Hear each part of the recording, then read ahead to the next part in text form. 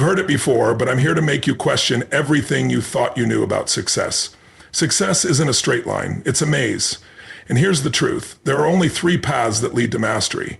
I know what you're thinking. 3 paths, really? But by the end of this video, you will understand exactly what it takes to achieve anything you want.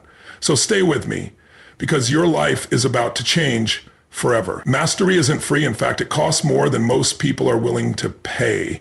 And here's the hardest part. Most of us don't want to pay the price. We all want success. We all want to master something, whether it's a skill, a business, or a sport. But the reality is that the price of mastery is steep, and it demands sacrifice.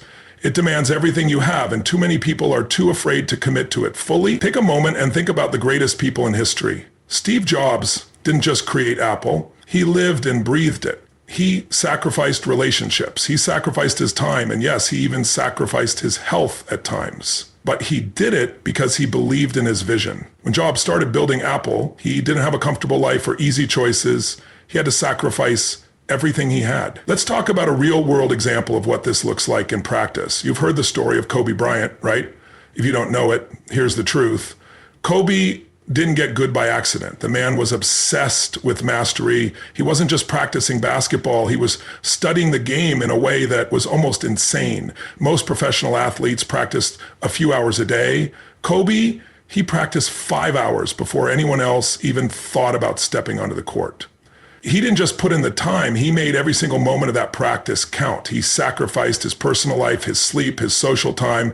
He paid the price. And the rewards? Well, he became an icon. But here's the thing that most people overlook. Mastery isn't just about giving up a few hours here and there. It's about giving up comfort, stability.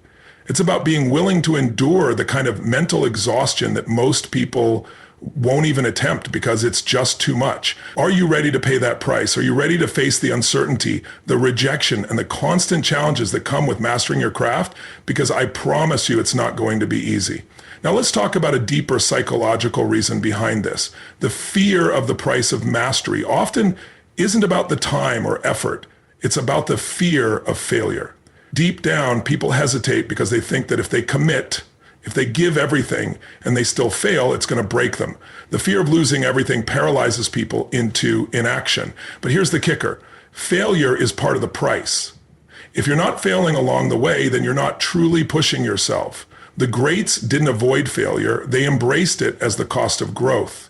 Think about the journey of J.K. Rowling, the author of Harry Potter. She was rejected by 12 publishers before one finally said yes. She was living in poverty. She was on the brink of giving up. Yet she kept going because she understood that to achieve mastery, to create something that would change the world, she had to pay the price. And she did.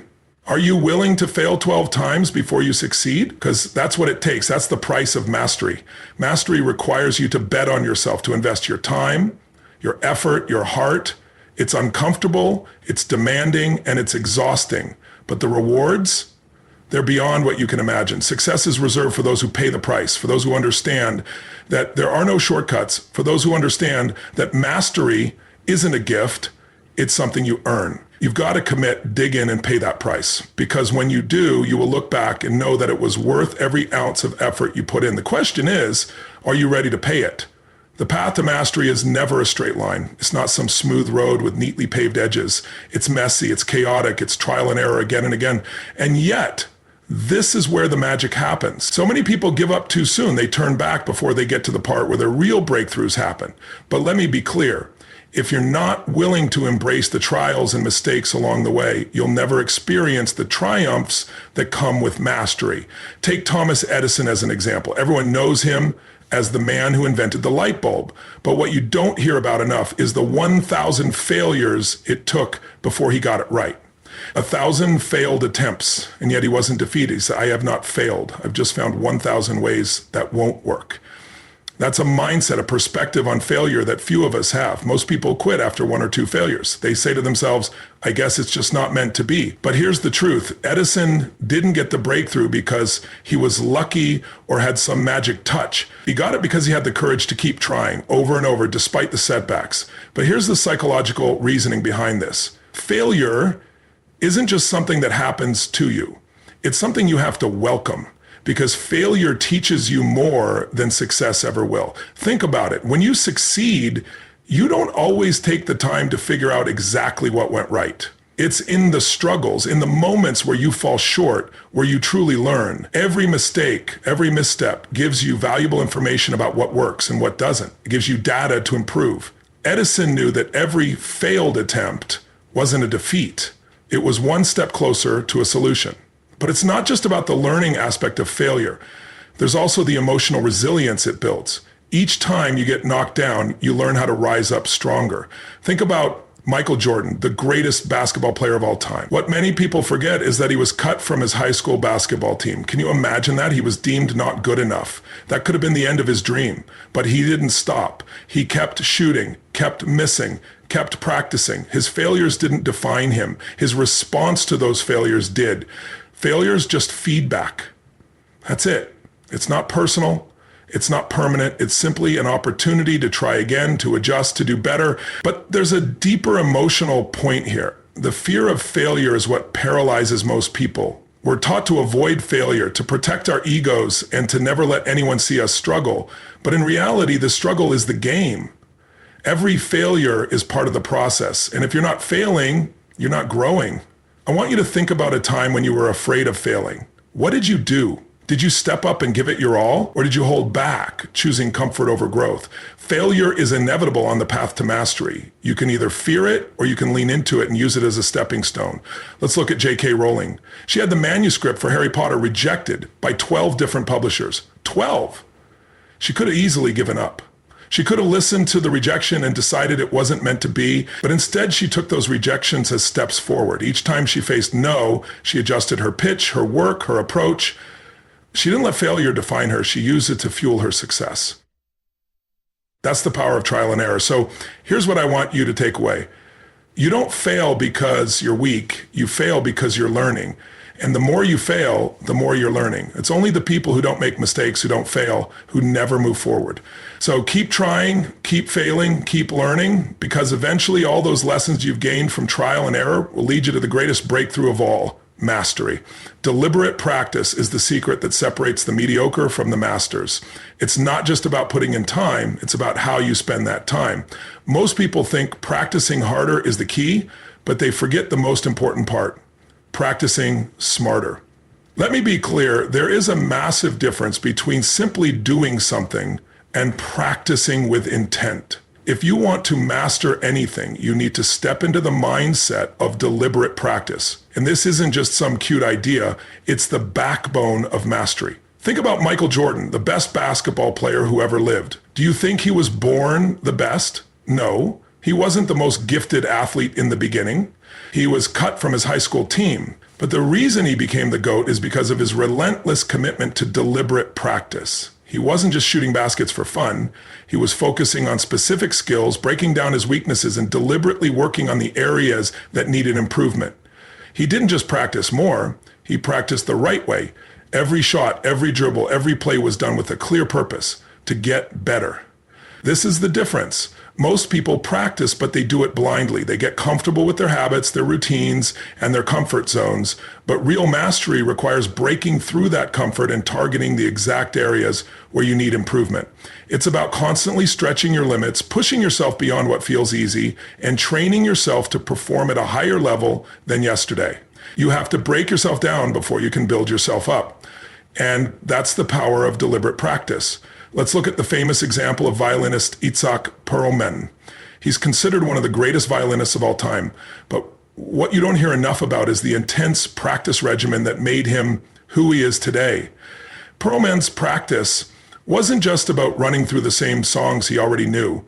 It was about focusing on every single note, making sure it was perfect, refining every technique until it became second nature. He worked harder, yes, but more importantly, he practiced with deliberate intention. He wasn't afraid to face his mistakes, his flaws. He embraced them. Every wrong note was an opportunity to learn and grow. He didn't run from discomfort, he thrived in it. Psychologically, deliberate practice operates on a deeper level. When we face discomfort, we grow. And this is crucial because growth doesn't happen in your comfort zone. Growth happens when you're forced to confront your weaknesses and actively improve them. That's why most people quit. It's too hard to see progress when you're trying to improve on something you're not good at. But that's exactly the point. Mastery isn't about doing what's easy. It's about doing what's hard over and over again until you get it right. The discomfort is a sign that you're on the right path. And here's the thing, most people aren't willing to push through that discomfort. They give up before they see the results. But the masters, the ones who achieve greatness, don't quit. They see the discomfort as a signal that they're exactly where they need to be. They embrace the grind, understanding that the more difficult the practice, the greater the reward. Here's the catch. The power of deliberate practice is that it requires you to be honest with yourself. You have to look at yourself in the mirror and admit that you're not good at something. You have to admit that you need help, that you need feedback, that you need to change. It's the brutal honesty that leads to breakthroughs. You can't just practice for the sake of practicing. You have to know why you're practicing. Focus on what you need to improve, not what's comfortable, and that's where mastery lies. Deliberate practice means you take full ownership of your growth. You don't leave it up to luck, to talent, or to external circumstances. You control it. And the more you practice with deliberate intent, the closer you get to the person you want to become. You create your own excellence. You don't wait for it to show up on its own. So ask yourself, are you practicing with intention, or are you just passing time? If you want to master anything, you need to practice like a pro. Every minute counts. Every second matters. Make each one deliberate, and you'll see that mastery isn't just a dream, it's your destiny. Consistency is more powerful than intensity. Let that sink in for a second. So many people believe that success comes from going all in for a short burst, from pushing themselves hard for a few days or weeks.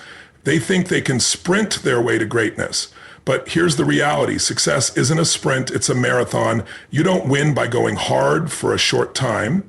You win by showing up day after day, even when you don't feel like it. You win through consistent effort, not through intense, fleeting bursts of energy. Look at Dwayne "The Rock" Johnson. This guy is known for his insane physical strength, his incredible work ethic, and his constant grind. But here's what many people miss. His success didn't come from a few months of intense workouts or crazy schedules. It came from years of consistent effort. He wakes up every day at 4 a.m. without fail and puts in the work, not because he's some superhuman, but because he understands the power of showing up consistently, that The Rock could take a few months off, go all in, and put up big numbers in the gym, but that wouldn't lead to the long-term results he's had. His true power lies in his ability to do the same thing every single day, whether he's feeling motivated or not. Success is built in the day-to-day grind, not in the occasional surge of energy. This is where most people fail. They start strong, they go hard, they put in long hours, they focus on being intense, but that energy fades, and when the motivation isn't there, they give up. Motivation is fleeting. Consistency isn't. Motivation comes and goes based on how you feel, but consistency isn't about how you feel. It's about what you do day in and day out, regardless of your emotions. It's the difference between being driven by emotion and being powered by discipline. Psychologically, this plays into our need for long-term results. The human mind is wired for progress. We need to see the effects of our work in order to stay engaged and motivated. When people go hard for a short burst and don't see results quickly, they get discouraged.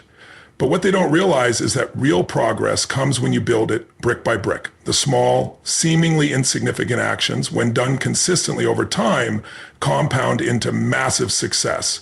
It's not about doing the big things right now. It's about doing the little things every single day that no one else will do. That's how champions are made. Let's think about James Clear, author of Atomic Habits. He breaks it down brilliantly. It's the 1% improvement every day that leads to massive change. If you're just 1% better than yesterday over time, that adds up to extraordinary growth. This is the principle of compounding. You don't need to make huge leaps every day. You need to make small, consistent steps in the right direction. The true power is in making progress daily, even when the results are not immediately visible. The real question is, can you keep going when it's hard? Can you show up when motivation is nowhere to be found? This is where most people drop off. They want quick results, but quick results don't build mastery. True mastery is built by staying on track, even when things aren't moving as quickly as you'd like. It's about knowing that the little things you do every single day will eventually add up. The power of consistency is that it gives you a steady, unshakable foundation for growth, while intensity only gives you a temporary high. In the end, consistency is the silent force behind every great success story. It's the thing that turns average people into legends, and it's the one thing you can control. Intensity fades, motivation fades, but if you commit to being consistent, you will outlast the competition. Success doesn't come from short bursts of energy. It comes from steady, persistent effort over time. So show up every day, keep putting in the work, and remember, consistency wins. Mentorship is the secret weapon of the successful. Let me say that again. Mentorship is the secret weapon of the successful. If you want to accelerate your growth, learn faster, and avoid the mistakes that would otherwise cost you years of effort, you need a mentor. There's no way around it. Sure, you can try to figure it out on your own, but the reality is you're wasting time. The greats didn't get where they are because they went it alone.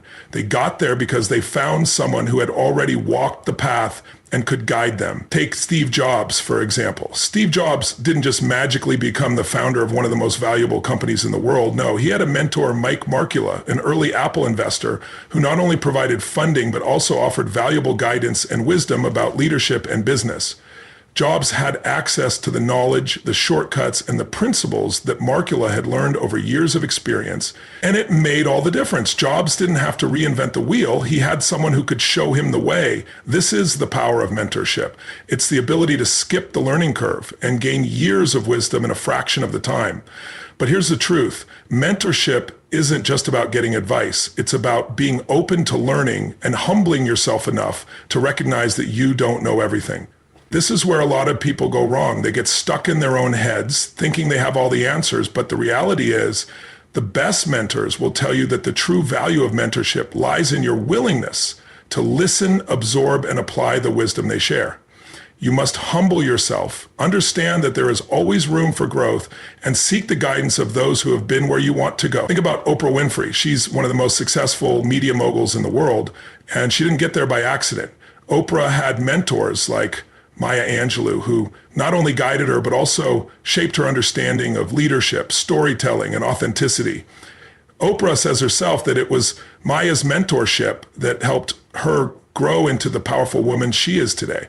When you surround yourself with the right mentors, people who challenge you, who teach you, and who hold you accountable, you unlock potential you didn't even know you had. Mentorship is the difference between walking blindly and walking with purpose. Psychologically, mentorship taps into our innate need for growth and connection. We all want to improve, but there's a deep, often unspoken fear that we can't do it alone. Mentors give us that sense of direction. They provide us with the roadmap, the confidence, and the accountability we need to make faster progress. But more than that, mentors believe in you even when you don't believe in yourself. That belief is often what pushes us to keep going, to reach for things we never thought possible. In the end, mentorship isn't just about getting the knowledge, it's about the relationship. It's about connecting with someone who has already made the mistakes, who's already lived through the pain, and who's already seen the results. A mentor not only shows you the path, but also keeps you accountable when you feel like quitting. They push you when you're comfortable, they challenge you when you're complacent, and they inspire you when you're lost. Mentorship is a shortcut to success, and it's something you should actively seek in your own life. Don't wait. Find someone who's been where you want to go and let them guide you. Your success depends on it. The path to mastery requires sacrifice. And I'm not talking about giving up a couple of weekends or skipping a few TV shows. I'm talking about the deep, hard choices that truly challenge you. If you want to achieve something extraordinary, you have to be willing to pay the price. The price isn't just in terms of time, it's in terms of your comfort, your relationships, your habits, and your mindset. Mastery demands sacrifice, and that sacrifice is what separates the dreamers from the doers. Look at Elon Musk, the man who built Tesla, SpaceX, and revolutionized multiple industries.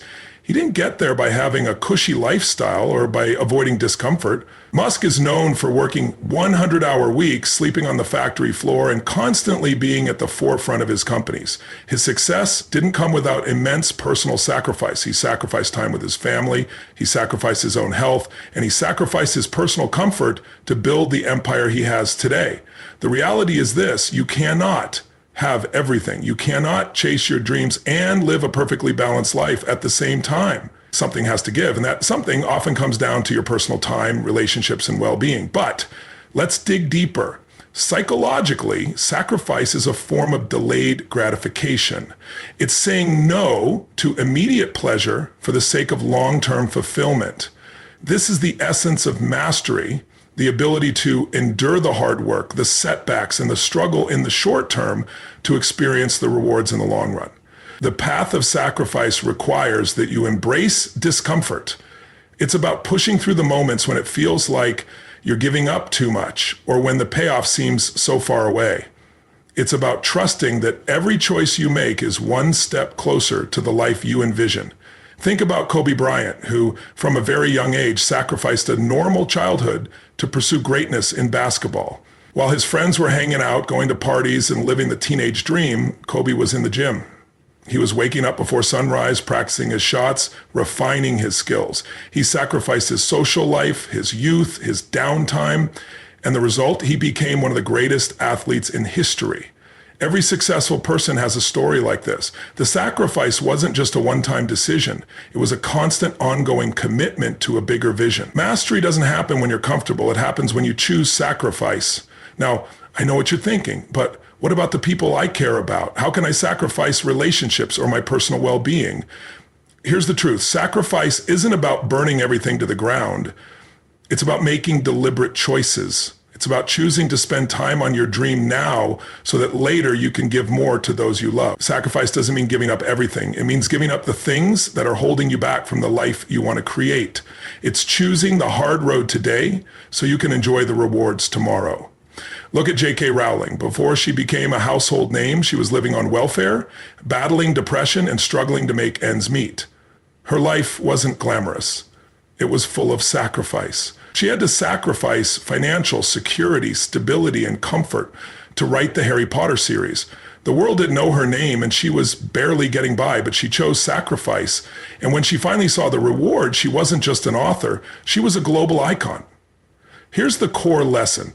If you're not willing to sacrifice, you're not ready for greatness. Success is a trade-off. You can't have it all, but you can have everything that matters most, but only if you're willing to give up what doesn't serve you. The path of sacrifice is not for the faint of heart. It's for those who are willing to make the hard decisions, face the discomfort, and push through. The question is, are you willing to make those sacrifices? Are you willing to give up the easy, the comfortable, and the known for the future you've always dreamed of? Because true mastery isn't for the ones who settle, it's for the ones who sacrifice. The path of unwavering belief is the single most crucial element in your journey to mastery. You could have all the talent, all the skills, and all the resources, but if you don't believe in yourself, you will never fully tap into your potential. Belief is the foundation on which success is built. Without it, you'll always be fighting an uphill battle, and even the smallest obstacle will feel like an insurmountable wall. But when you have belief, when you have that unshakable, rock-solid faith in yourself and your abilities, that's when everything changes. Let me give you a real-world example. Michael Jordan, the greatest basketball player who ever lived, do you think he became the GOAT simply because he could jump higher than anyone else or shoot better than most? No, his greatness wasn't born out of pure talent. It was born from his unwavering belief in himself. After being cut from his high school basketball team, Jordan could have easily folded. He could have listened to the voices that told him he wasn't good enough, but instead he used that rejection as fuel. He believed in himself when no one else did. That belief didn't just make him a better player, it made him the most feared player in the history of the game. And that belief is what carried him through every setback, every injury, and every challenge. He believed he was destined for greatness, and that belief became his reality. Belief is a power that's almost magical. It's the force that propels you forward when everything else is telling you to quit. Think about Thomas Edison, the man who invented the light bulb. He failed over 1,000 times. He could have walked away at any point. He could have easily let doubt take over, but instead, he didn't just believe in his invention, he believed in his ability to figure it out. He didn't see failure as a sign to stop, he saw it as a step toward success. His belief in his mission, his purpose, and his ability to make the impossible possible fueled him every single day until he got it right. Without unwavering belief, he would have never seen the breakthrough. Psychologically, belief is what drives us to keep going when the road gets tough. When you believe, your mind works differently. You'll find solutions when others can't see them. You'll push through pain, failure, and disappointment with a resilience that seems almost superhuman. Why? Because belief is your shield and your sword. It gives you the confidence to take risks and the courage to persist when everyone else is ready to throw in the towel. Belief creates opportunities where there are none. It's the invisible force that turns obstacles into stepping stones. But here's the truth. Belief isn't always easy. It's not something that's just magically there when you need it. It's something you have to build layer by layer until it becomes your default. It's about making the conscious decision every single day to believe in yourself, even when it feels like the world is against you.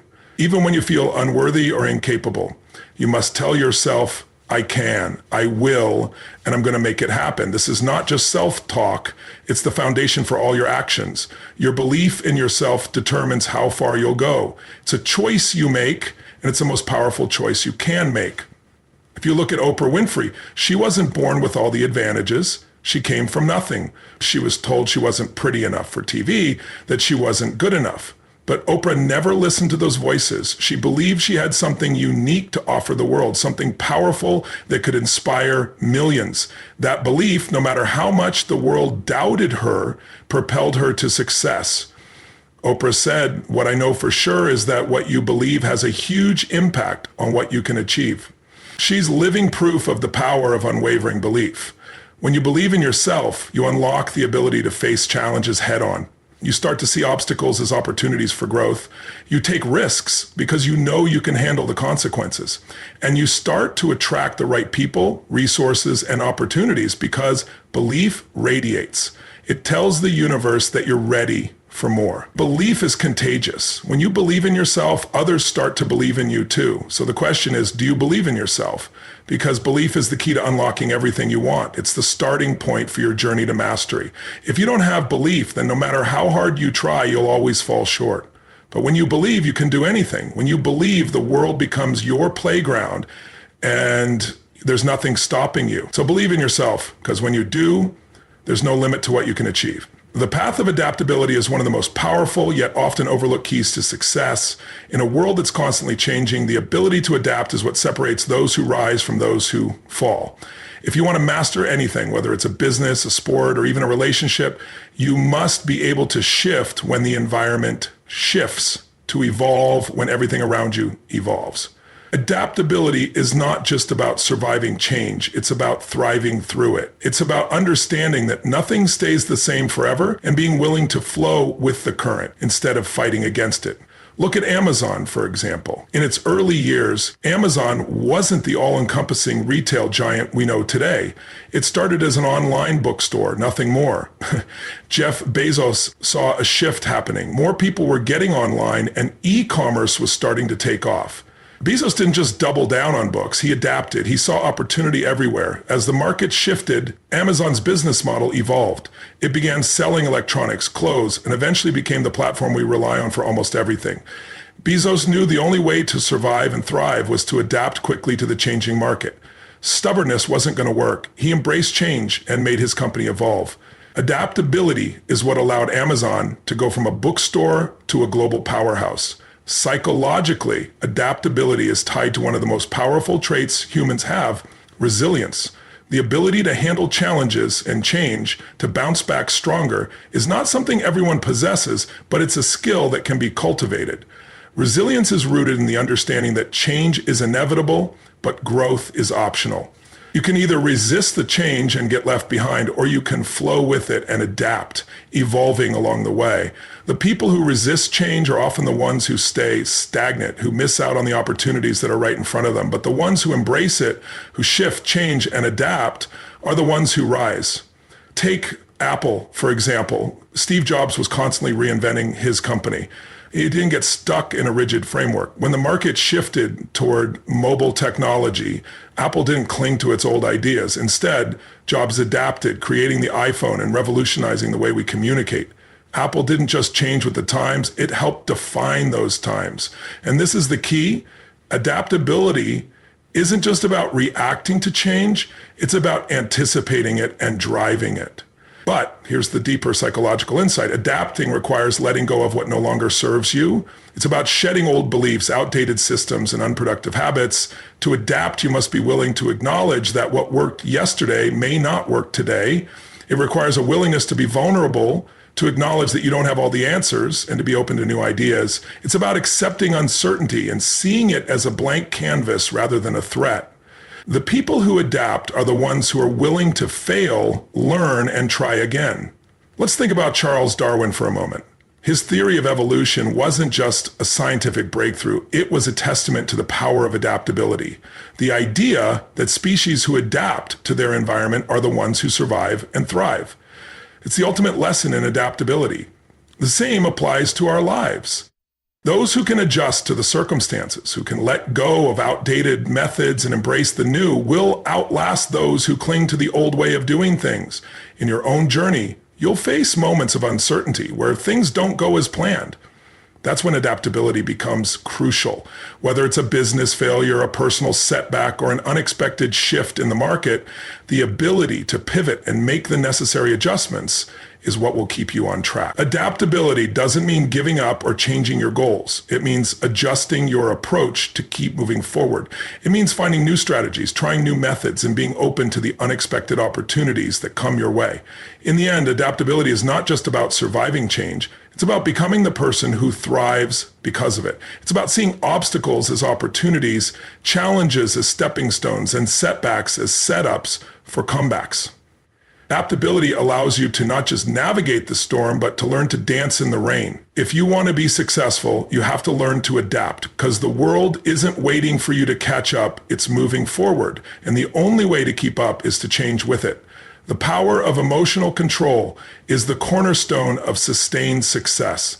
If you cannot control your emotions will control you. And when that happens, you lose the ability to think clearly, to make sound decisions, and to take consistent action. Your emotions are powerful. They can propel you to the highest heights, or they can drag you down to the deepest lows. The difference between those who succeed and those who fall short isn't necessarily the challenges they face, it's their ability to manage their emotional reactions when things get tough. The ability to control your emotions, especially in times of stress or adversity, is the key to mastering any area of your life.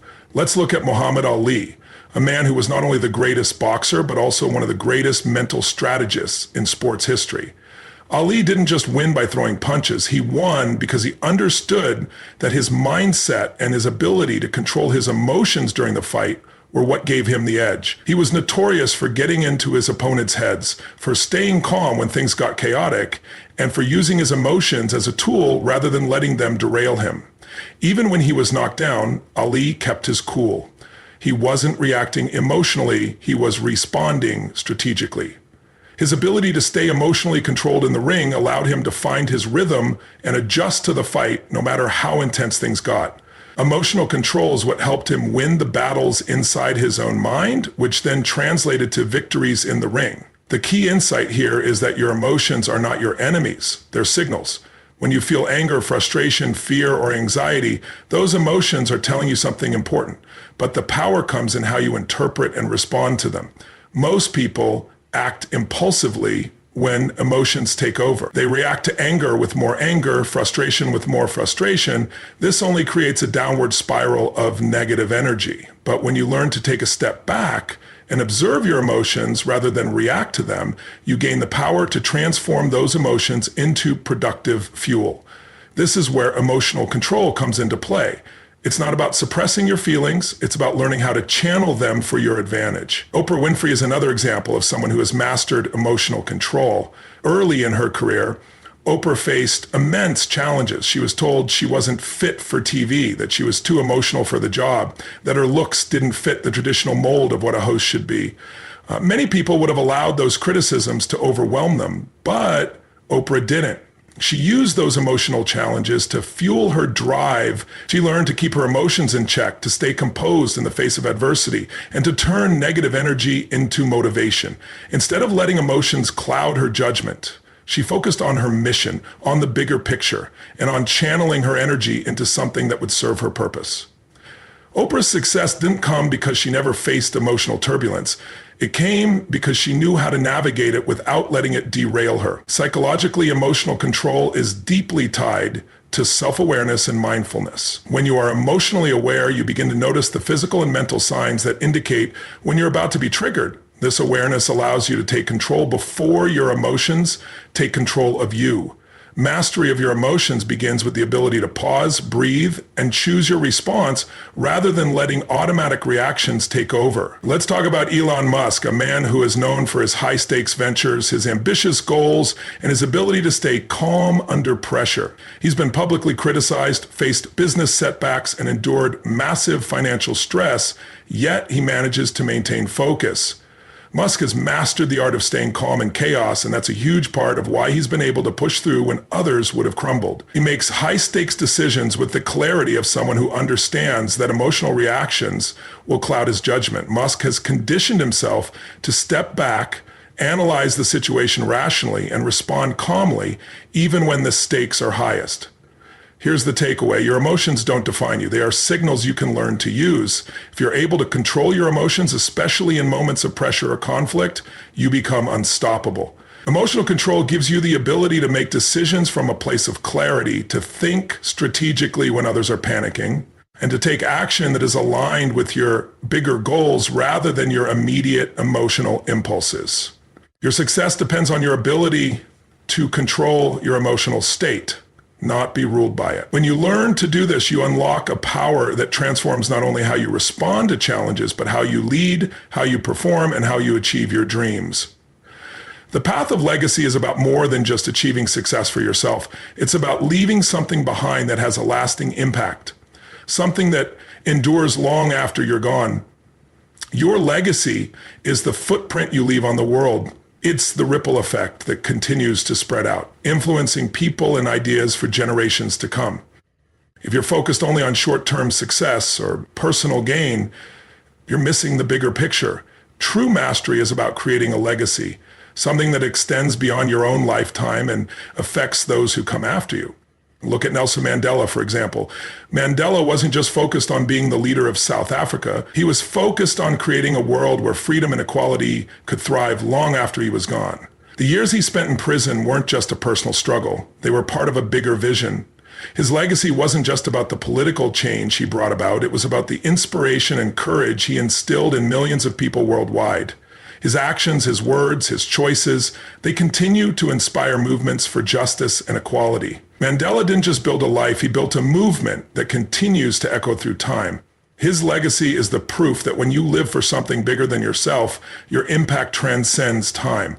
Creating a legacy isn't about fame, wealth, or recognition. It's about the impact you have on others.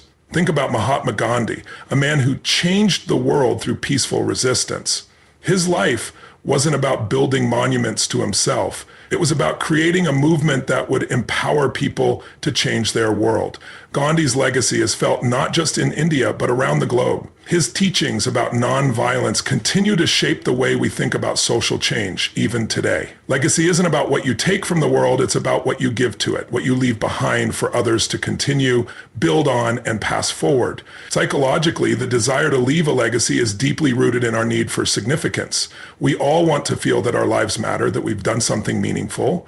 The fear of fading into obscurity, of living a life without leaving any trace, is one of the most powerful motivators. But legacy isn't something you can force or manufacture. It's something that comes from living authentically, from following your true purpose, and from focusing on others rather than yourself. When you make the success of others a priority, when you dedicate yourself to lifting others up, that's when you start building a legacy that outlasts your lifetime. Steve Jobs is another example.